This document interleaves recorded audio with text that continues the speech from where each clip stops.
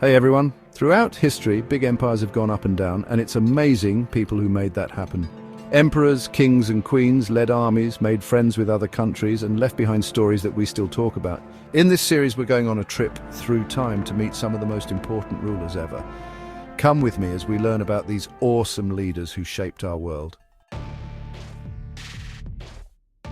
Born in a place called Macedon a long time ago in 356 BC, Alexander the Great was destined for greatness from the very start. His birthplace, Macedon, was a kingdom located in the northern part of ancient Greece, surrounded by mountains and rich in history. Alexander was born to be great. His father, King Philip II, was a powerful and ambitious ruler who had already begun to expand Macedon's influence. His mother, Queen Olympias, was equally formidable, instilling in Alexander a sense of destiny and divine purpose. He had a super-smart teacher named Aristotle, one of the greatest philosophers of all time. Under Aristotle's guidance, Alexander learned about philosophy, science, medicine, and literature. Even when he was young, Alexander loved learning and showed a keen interest in the world around him. He became king at just 20 years old after the assassination of his father. When he looked at Greece, he saw that it was a bunch of separate states, often at war with each other. Alexander had a vision of a united Greece, strong and powerful. He wanted to bring them all together. So he started fighting wars that changed everything. His military campaigns were swift and decisive, and he quickly gained a reputation as a brilliant strategist and fearless leader. At a big battle near a river called Granicus, he went up against a huge army from Persia. This was one of his first major battles, and it was a crucial test of his leadership and military skills. Alexander led his soldiers on horseback and won. His victory at Granicus was the beginning of his legendary conquests. That was just the beginning. Over the next few years, Alexander would go on to win many more battles, each one adding to his growing legend. He conquered a huge chunk of the Persian Empire, one of the most powerful empires of the time. His campaigns took him across vast territories, from the deserts of Egypt to the mountains of Persia. From Egypt to Persia, Alexander's army never lost, spreading Greek culture everywhere. His conquests helped to spread Greek ideas, art and science across the known world, creating a new era known as the Hellenistic Age. By the time he was 30, his empire stretched all the way from Greece to the Indus River. This vast empire was a testament to his ambition, vision, and military genius. He died young, at only 32, but we still remember him as Alexander the Great. His legacy lives on in the many cities he founded, the cultural exchanges he initiated, and the stories of his incredible life and conquests. From the vast, windswept grasslands of Central Asia emerged one of history's most formidable leaders, Genghis Khan. His story is one of resilience, strategy, and unification. Born as Temujin in 1162, his early life was fraught with hardship. As a young boy, he faced the brutal realities of life on the Mongolian steppe, where survival was a daily struggle. Orphaned at a young age, Temujin had to navigate a world where loyalty was rare and betrayal was common.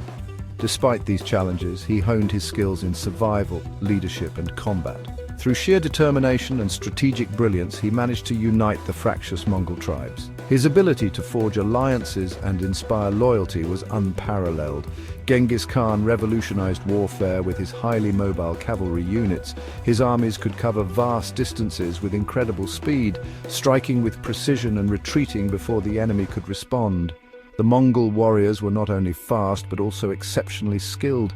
Their expertise in archery and horsemanship made them a formidable force on the battlefield.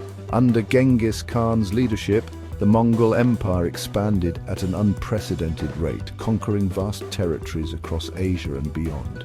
His conquests reshaped the geopolitical landscape of the time. But Genghis Khan was not just a conqueror, he was also an astute administrator. He implemented a structured legal system and established efficient governance across his empire. He promoted trade and communication along the Silk Road, facilitating economic growth and cultural exchange. His policies helped to create a more interconnected world.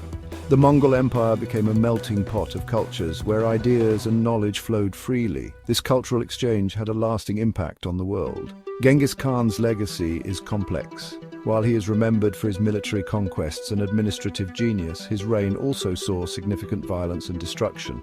Nonetheless, his influence on history is undeniable.